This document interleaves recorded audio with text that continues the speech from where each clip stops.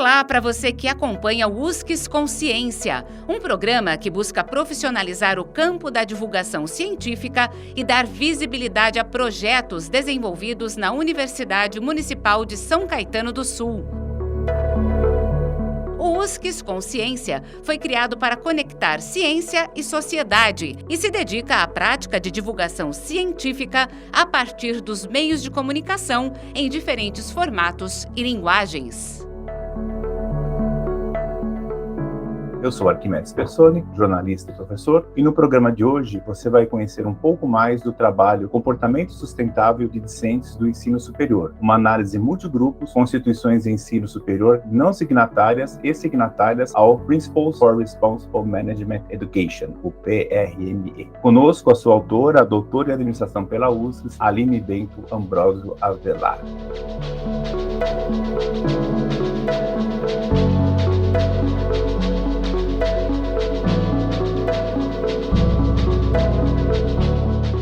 Doutora Aline, primeiro parabéns pela tese e obrigado por seu tempinho para conversar com a gente aqui. Arquimedes, eu que agradeço a oportunidade de falar um pouquinho sobre os resultados dessa pesquisa de doutorado. É realmente uma oportunidade poder passar um pouquinho da minha experiência, como eu trabalhei o tema, os resultados que eu colhi, as pessoas que eu envolvi, as instituições que eu envolvi na minha pesquisa. Eu li de cabo a rabo, foi realmente um trabalho hercúleo, assim, né? Você falou com muita gente, você ouviu muita gente, você pesquisou bastante, né? Mas, assim, até para que o nosso ouvinte ou espectador, ou web espectador, né, que ele está falando lá no YouTube, ele tem uma ideia do que se trata, vamos começar a falar com essas letrinhas lá, tal do PRME, né? Queria que você explicasse um pouco, tal, os princípios, né? E você disse na sua tese que ele conta com 6 princípios que foram criados para estimular e apoiar a educação, a investigação, a inovação, o empreendedorismo na área de gestão responsável, com base no tal do tripé: ética, responsabilidade social e sustentabilidade. Do que se trata? Quem fez isso? De onde surgiu, né? Como se alimenta? Parece o Globo Repórter aqui.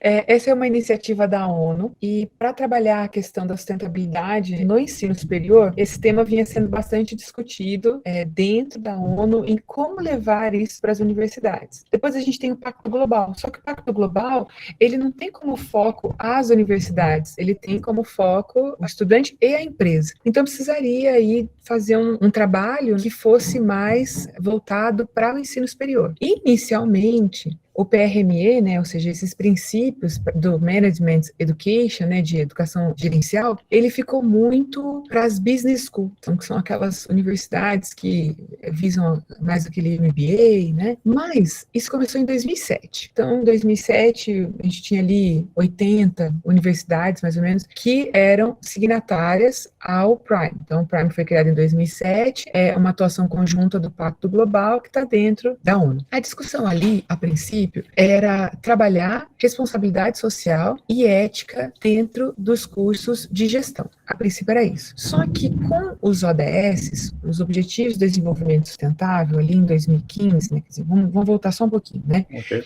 Antes dos ODS, nós tínhamos os ODMs, né? Que eles foram até 2015 e eles eram 8 objetivos que tinham questões muito básicas e muito atreladas à questão social. Mas quando a gente fala em sustentabilidade, a gente precisa analisar a questão social, a questão ambiental e a questão econômica. Então, os Objetivos de Desenvolvimento Sustentável, que vieram a partir de 2015, eles são mais abrangentes que os ODMs. Então, a gente tem 17 objetivos, e a gente tem 239 metas, né? Então, ele é mais detalhado e aborda melhor essas dimensões. Além dessas dimensões, essas 3 dimensões da sustentabilidade, também fala sobre a questão institucional, a questão das parcerias. E o Prime, né, o PRME, ele tem muito disso, da universidade fazer parcerias, seja com o órgão público, seja com a empresa. Então vamos pensar na universidade. A universidade vai trabalhar ensino, pesquisa e extensão. Então, como inserir sustentabilidade em ensino, pesquisa e extensão? Essas reuniões do Prime, então vamos pensar, começou lá em 2007. Em 2015, a gente tem uma uma mudança no posicionamento do Prime em relação às instituições de ensino superior. Além de se tornar mais abrangente a atuação do Prime, ele deixa de ser só business school e ele vai também para as instituições de ensino superior de forma geral. A ideia aqui também é fazer com que esse seja um ambiente de discussão sobre sustentabilidade. Quando nós chegamos, então, em 2017, que foi quando eu comecei a estudar o tema, já eram 800 universidades no mundo signatárias ao Prime. E eu comecei a estudar como que o Prime atuava conjunto com essas universidades para melhorar esse perfil de sustentabilidade das instituições, ensino, pesquisa e extensão. E eu percebi que o Prime fazia muita coisa. Só que eu conheço professores que trabalham com sustentabilidade de universidades que não são signatárias e observo também que existe um esforço de mesma intensidade. Então, vamos lá. Será que esse esforço todo muda, quer dizer, essa coisa do ensino, né? A maneira com que eu ensino o aluno, ele faz com que o aluno mude a atitude? O que é a atitude? A atitude é quando você fala assim, eu reciclo lixo, certo? Eu reciclo. Aí tem aquela conversa, todo mundo falando sobre reciclagem. Eu reciclo, passa a conversa. Aí você vai lá na casa da pessoa. Aquilo é comportamento. Ela faz isso. Ela disse que faz, é atitude. Sim. E o comportamento. Ela realmente faz isso? Então, esse foi o meu objetivo ali na tese. Verificar se o esforço que as instituições de ensino superior fazem para inserir sustentabilidade, ensino, pesquisa e extensão, se isso muda a atitude e se isso muda o comportamento dos alunos em relação à sustentabilidade.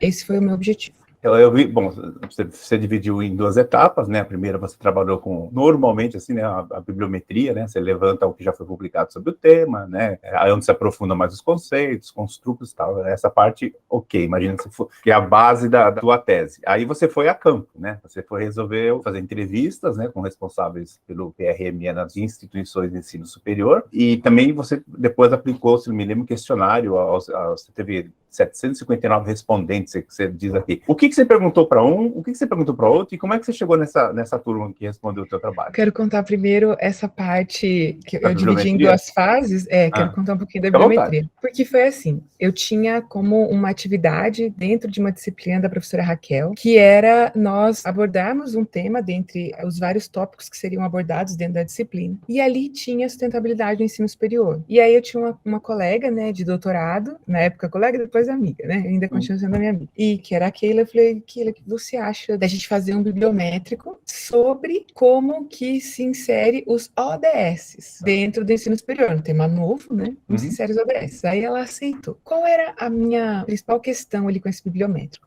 Será que a minha pergunta-problema foi respondida? Essa era a minha grande dúvida, porque eu queria saber, né, como se insere sustentabilidade, né, ensino, pesquisa. Nossa, tinha muitas perguntas respondidas, mas assim, aí eu falei assim, nossa, será que a minha pergunta, primeiro, não é boa o suficiente? É simplista demais, porque muitos trabalharam a minha pergunta-problema, que não era minha, então, né? Mas, enfim, foi muito interessante ter contato com esses trabalhos e observar que caminho eles fizeram para responder essa pergunta. E eu teria de fazer um caminho diferente para tentar, talvez, respostas diferentes, ou não a mesma resposta, mas aquela ainda era uma indagação que eu tinha dentro do que eu iria pesquisar, das universidades que eu iria pesquisar. Então, esse bibliométrico ficou muito bom e a gente submeteu ele para uma revista que é bastante reconhecida e esse foi o primeiro. Falei, pronto, agora eu sei na literatura, dentro da minha revisão de literatura é uma coisa e bibliométrica é outra, mas eu fiz uma revisão de literatura, né, e depois eu parti bibliométrica. Mas a minha revisão de literatura me mostrou que o tema é relevante, que o tema é importante e que eu poderia inovar vindo com essa questão dos ODS. E eu segui de mãos dadas ali com os ODS. Quando foi para as entrevistas, aí eu tinha que preparar perguntas que fossem perguntas para uma pesquisa qualitativa, ou seja, eu queria uma entrevista, então eu tinha que tomar um cuidado para não levar aquilo que eu tinha de resposta da revisão da literatura que eu tinha feito. Eu tinha que deixar os entrevistados muito à vontade para poder dizer naquela instituição como aquilo era feito. E pensar que só se ele fugisse do tema que eu deveria fazer. fui bastante preocupada. Você não pode induzir e não pode cercear, né? Você fica em cima do... Nossa, isso é muito difícil de fazer. Então, assim, para quem está ouvindo e assistindo e pretende fazer entrevistas, eu acho que esses questionamentos que a gente faz pré-entrevista são muito válidos. E aí, comentei com a professora Raquel, com o professor Milton, quem eu iria entrevistar. E muitos deles eram pessoas que faziam parte das relações acadêmicas de um professor ou de outro. Esse aqui eu quero participar porque eu conheço. Aí, bom, a primeira entrevista, sozinha. Sim, só para... Você pegou o período da pandemia, né? Aí ainda não. Nas entrevistas... As entrevistas, então, foram tete a tete? Não foi gravado? Não, assim, não. Nós fizemos gravadas por causa dos dois professores, né? Ok. Mas a primeira foi sozinha. E aí, quando eu fui fazer a pergunta, ele começou a responder. Eu me lembro, assim, que tem uma coisa que você enviou até um texto, que você fala dos pés no chão, né? Sim.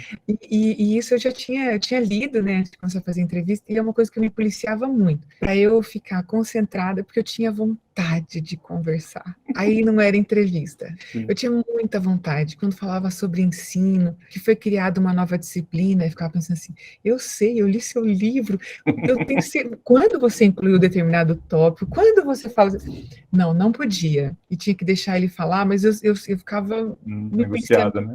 Muito. Mas essas entrevistas foram riquíssimas, realmente é muito difícil você fazer transcrição dessas entrevistas, foram entrevistas muito, muito longas, ainda mais quando tinham outros professores envolvidos também, né? Eles também tinham perguntas que não estavam ali, né, dentro do que a gente estava conversando, mas que ajudavam a responder a pergunta-problema daquela etapa, ajudavam a pesquisa. Então foi muito rico esse momento. Aí nós fizemos essas entrevistas e ali a gente percebeu uma coisa muito interessante, que as universidades têm estruturas muito diferentes para trabalhar com a sustentabilidade. Nós tínhamos universidades que diziam que precisavam de ajuda para poder formular um plano de ensino, para ela ter certeza que a forma com que ela estava abordando a questão da sustentabilidade era eficiente, ou seja, era interessante, se ela não estava deixando nada de fora. Enquanto que a gente entrevistou outras universidades que diziam assim, eu já tenho tanta experiência com a questão da sustentabilidade que eu digo aqui como é que deve ser feito de baixo para cima, ou seja, eu aviso a gestão da universidade como lidar com a sustentabilidade, como trabalhar com extensão, com sustentabilidade. Então, eram universos muito diferentes. E uma outra coisa muito importante, é uma iniciativa do professor. O professor se interessa por esse tema e dentre as N funções que ele tem dentro daquela instituição de ensino em que ele atua, ele tem mais essa. Até porque, assim, o termo sustentabilidade, ele é muito etéreo, assim, o que pode... Você deu o exemplo de reciclar o lixo. Ok, mas o que mais que um professor pode motivar, suscitar? Então, primeiro, assim, acreditar, né? Eu acho que ele tem que ser alguma coisa que seja clara para ele, que ele acredite na proposta e que ele seja meio que polinizador, né? Tem que disseminar essa ideia, tem que ser fala que é o marketing da luz, né? Você acende um celular e vão acendendo e as pessoas vão mudando de dentro para fora, né? Porque a gente nunca educa ninguém, a pessoa se educa, né? Ela assume, ressignifica e adere ou não para a vida. E aí eu vejo que, assim, todo mundo tem, acho que até o professor Silvio orientou um doutorado sobre greenwashing, né? Que às vezes a empresa ou, no caso, a instituição diz que faz sustentabilidade, mas é para, entendeu? Para o público externo ver, mas isso é uma bobagem. Põe essa palavra aí que a gente fala que tem e não mostra onde, né? Você se deparou com esse problema também, assim, de locais que diziam que faziam, mas você fala, aí é 6171? Sim, universidades grandes. Por quê? E você pegou particular e pública? Peguei Okay. todos os, eu acho que foram 13 instituições de ensino superior que nós entrevistamos. Mas o que é interessante? Peguei sim. E olha só, a fala era, eu trabalho a questão da sustentabilidade dentro da disciplina tal. Acabou. Ele falou uma disciplina. Aí eu falei assim, mas qual é a relação da instituição com a sustentabilidade? Aí eu falei assim, é porque a gente precisa da certificação, que exige que eu seja signatária do Prime. Aí você fala, tá. Então, ele não trabalha a sustentabilidade de forma transdisciplinar. O que é isso? Não trabalha a sustentabilidade em todos os cursos. Não trabalha a sustentabilidade em ensino, pesquisa e extensão. Então, ele trabalha a sustentabilidade em uma disciplina, né? Ali. Bem, e qual que é a relação da instituição com a sustentabilidade? A obrigatoriedade de fazer parte de um grupo para poder ter uma certificação que diz que eu sou uma business school diferenciada do resto do que existe aqui no Brasil. Sim, então me deparei com diversas situações. Outra coisa também, quando fala assim, eu tenho a sustentabilidade na disciplina tal, eu sou responsável pela disciplina tal. Aí você tá, para que cursos você ministra essa disciplina? Um curso. Então a sustentabilidade não está dentro de ensino, pesquisa e extensão, ela está dentro de uma disciplina. E a questão da pesquisa, né? A questão da pesquisa é assim, a gente faz uma pesquisa e fala para o aluno, me traz relacionado a que ODS. Então não houve uma discussão, entendimento de quais são os objetivos, e por isso aquele objetivo está linkado àquela pesquisa. Não, me traz o que, né? E a gente tá. E em extensão? Extensão é o campus, né? A gente recicla lixo. A gente usa a água da chuva para lavar o pátio, né? A gente colocou aqui uma placa solar naquele canto lá, bem lá no final ali. É verdade. Sim, várias. E o oposto também, claro. Aquele que tira água de pedra. E também uma coisa muito interessante, que só uma universidade era uma coisa do up and down, sabe? Então, assim, bottom and up, né? É o professor que vem com essa ideia. E top and down é a gestão, né? É a missão mesmo, né? É uma missão dela ter isso, né? E ela contamina a atitude. Exato. Então, a gente viu uma só universidade que veio de cima, que veio assim, olha, a gente vai trabalhar nossa missão, nossa visão, e a gente tem que trabalhar a questão da sustentabilidade assim. Eu não me recordo, mas você nominou a universidade? Não, mas assim, eu queria fazer o artigo e queria mostrar que era uma coisa brasileira, né? E aí eu enviei para uma revista e eu troquei o nome dos entrevistados por nossos autores, né? Os autores que a gente gosta, Machado de Assis, né? Aí troquei, aí a revista falou, não pode identificar. O mundo não fala essa língua. Pode colocar. Isso é coisa do Brasil. Você gosta de jabuticaba. C12.5. Aí eu fiquei chateada, porque eu gastei um tempo pensando nisso. Agora, como é que você chegou nos discentes? Né? Das instituições, ok. Você elencou e escolheu 12, ou chegou a 12, né? Agora, dos discentes, que foi uma galera grande, né? 759 respondentes, como é que você deu esse spam? Foi assim, eu comecei a trabalhar o instrumento, né?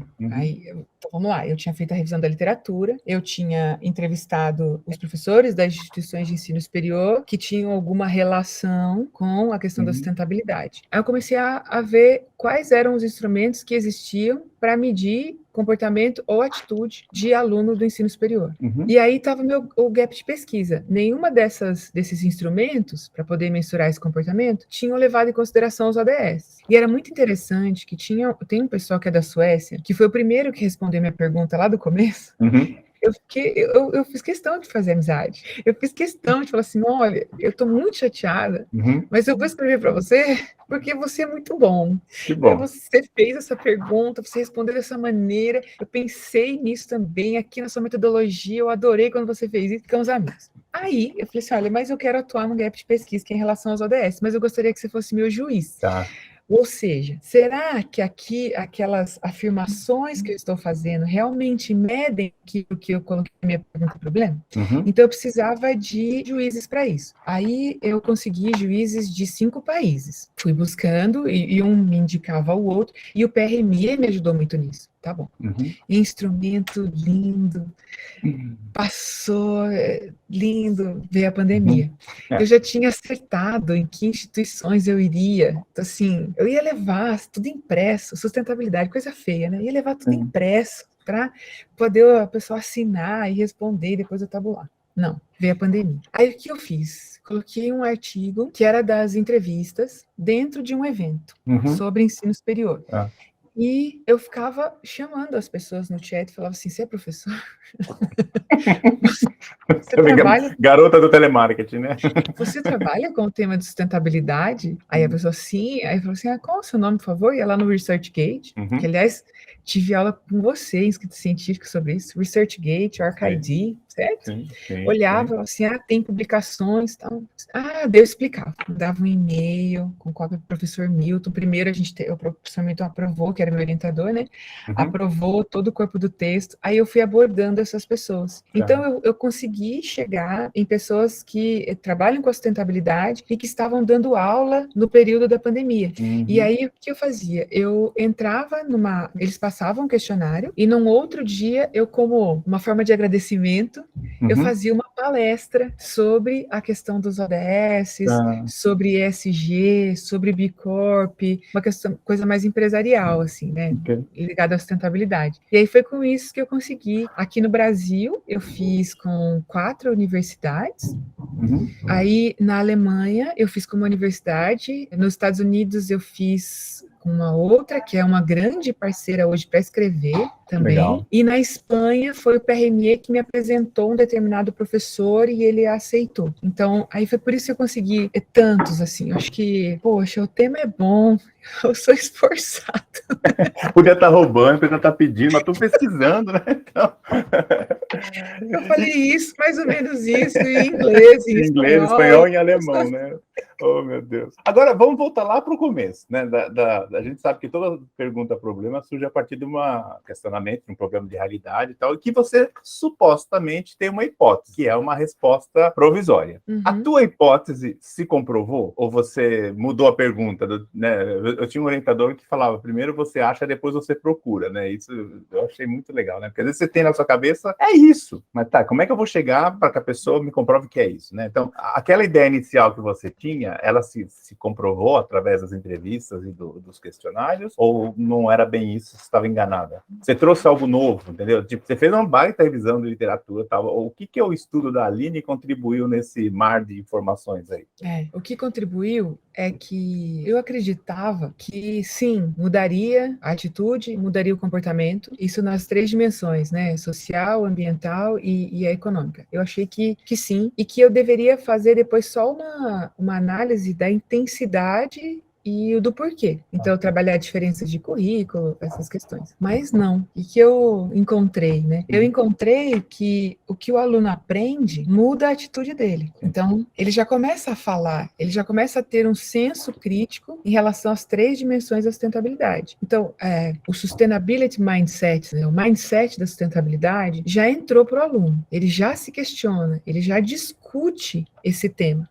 Mas o comportamento dele não. Então, veja como é importante como foi importante ter conhecido esses pesquisadores para que eles olhassem as afirmações que eu tinha feito na minha escala, que diziam que aquilo era um comportamento. Então, quer dizer, a pessoa, ela concorda com debates, ela entende que os debates são importantes. Aí, assim, você participou de debates no último ano, né? Então, coisas assim que a pessoa não percebe, mas eu estou vendo o que ela fala, o que ela faz, o que ela acha que é certo, o que ela faz, né? E aí a gente viu que não muda o comportamento na questão ambiental e na questão social. E eu acho que essa é uma segunda etapa, e um pós-doc, e as parcerias que eu estou fazendo, é como trabalhar essas dimensões para mudar comportamento. Porque o aluno já está dizendo que faz, só que ele está precisando da instituição para dar um direcionamento de como fazê-lo, porque ele não faz, ele só fala, o aluno, né? E às vezes fala até para ser politicamente correto, né? Eu falo que sim, mas, né? Eu acho que é uma palestra do Karnal que ele fala sobre uma pesquisa que fizeram se você era uma pessoa invejosa, né? E 92% dos entrevistados diziam que não. Aí eles perguntavam assim, você conhece alguém invejoso? Quase 90% conhecia. Então, só os 2% que essa galera tá falando, não, né? A gente, às vezes, mente mesmo, né? Do tipo, eu não jogo pedra na casa do vizinho, mas à noite eu vou lá e jogo, né? Então, politicamente, é difícil, né? A gente viu agora as eleições, a questão das respostas, né?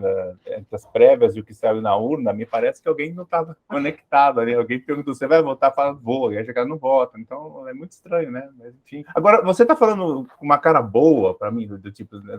Às vezes eu falo com um doutorando que tá com um piano na carrega, sabe? Tá cansado. Mas me parece que você curte, apesar do trabalho todo que você teve aí, que você mostrou, foi uma trajetória feliz, não é? Você não curtiu, eu vejo o brilho nos olhos. Você curtiu isso, não curtiu? Eu amei.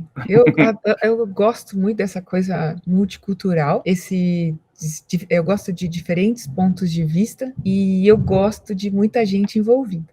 Então, eu consegui tudo isso na minha pesquisa de doutorado. E, poxa, já estou pensando no pós-doc. Então, que bom, eu acho que, sim, mas agora eu quero trabalhar com finanças sustentáveis, né? Trabalhar um pouco mais a questão da empresa, ou seja, aquele que recebe aquele aluno, sabe aquele aluno que vem com aquela deficiência de comportamento na questão ambiental e na questão social, como que eu trabalho esse profissional para que ele entenda o que é finanças sustentáveis e não faça um greenwashing também dentro das finanças, sabe?